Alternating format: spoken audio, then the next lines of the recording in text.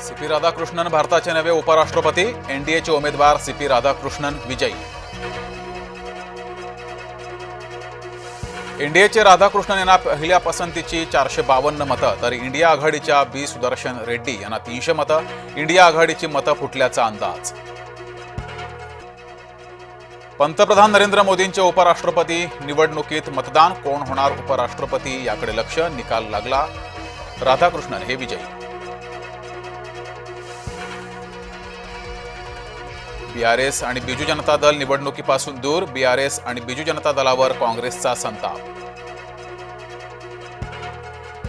नमो शेतकरी महासन्मानचा पुढचा हप्ता जमा, सुमारे 92 लाख शेतकऱ्यांच्या खात्यात 825 कोटी जमा।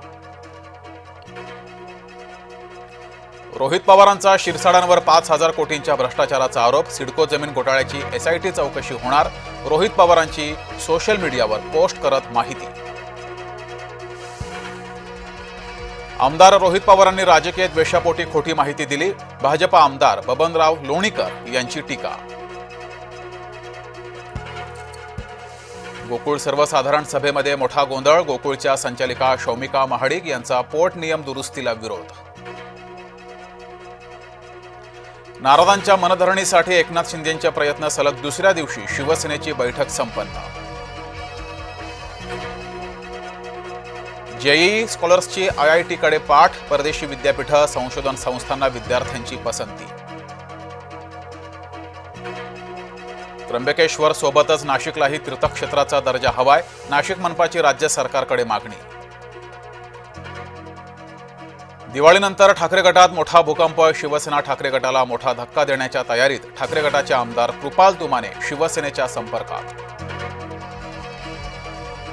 आंतरराष्ट्रीय घडामोडींमुळे सोन्याचा भाव वधारला, सोनं प्रतितोळा 1,09,700 रुपये, तर चांदी प्रति किलो 1,26,000वर।